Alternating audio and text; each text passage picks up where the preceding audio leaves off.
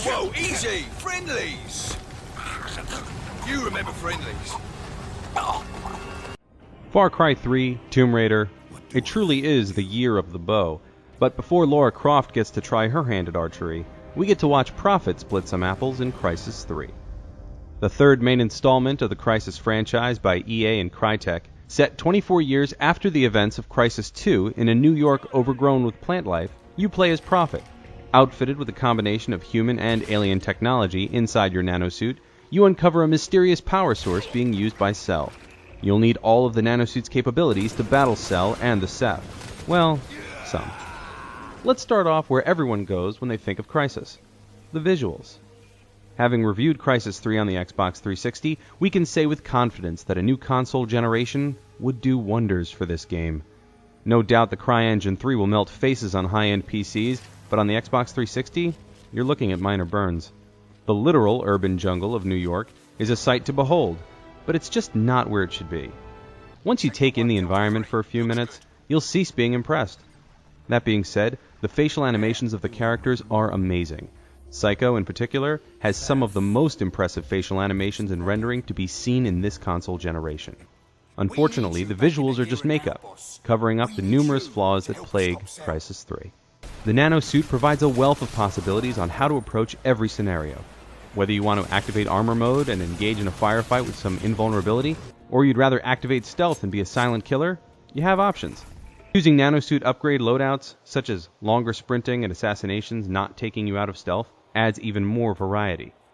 Then you're able to reconfigure weapons on the go, adding from a buffet table of sights, grips, fire modes, and other attachments.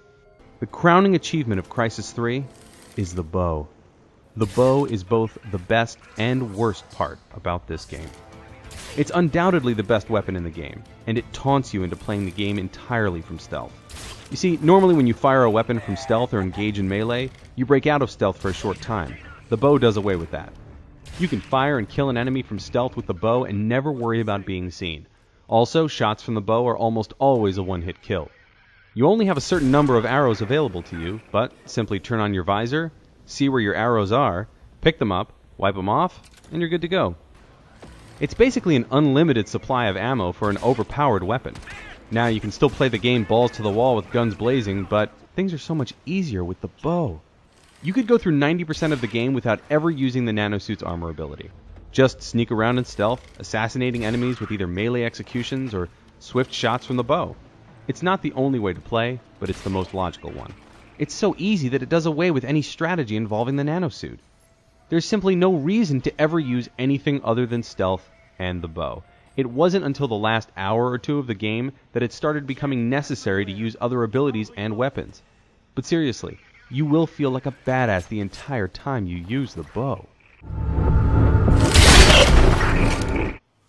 The next problem is with level design.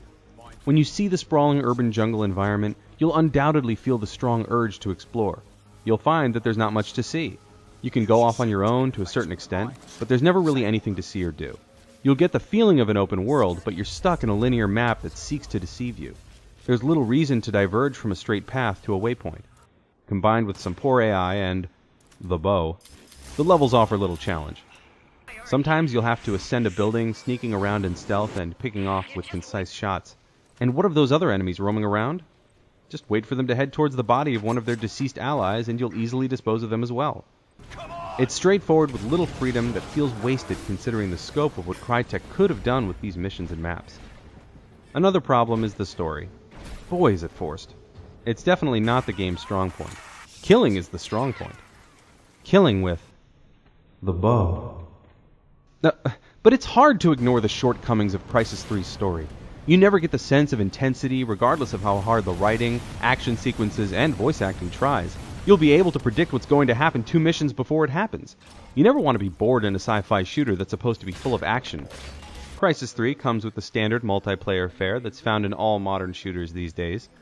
What sets Crysis 3's multiplayer apart from the rest are the nanosuit abilities. Watching 2 squads of stealth super soldiers engage each other adds tension and makes for some exciting kills. The maps offer some diverse ways to get around. Why go through hallways to get to the enemy sniper when you can jump off the pier, travel underwater between huge cargo ships, and climb up the rear of a boat to surprise them from behind? There's not a lot of creativity from the modes though, as you've seen it all in other shooters. Hunter mode is the one that stands out the most. In Hunter mode, 2 players are assigned as the Hunters, equipped with permanently cloaked nanosuits and wielding bows. Oh, that bow. Their objective is to kill the other players, troopers. Every time a hunter kills a trooper, that trooper becomes a hunter. They grow in numbers until only one trooper is left, fighting for his life. It does help a tiny bit that troopers can deploy nanosuit jammers to see cloaked hunters. If you're thinking it's kind of like the Flood mode from Halo 4, it's because it is. Regardless, it's a ton of fun.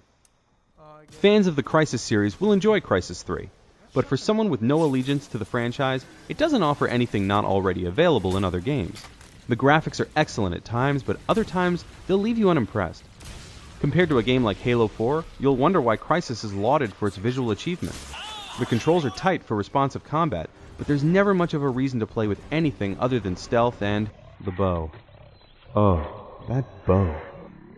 When a level gets it right, like the dam level, Crysis is a damn good time. But most of the game will have you burying arrows into enemies between yawns. We're giving Crysis a 6.5. Thanks for watching.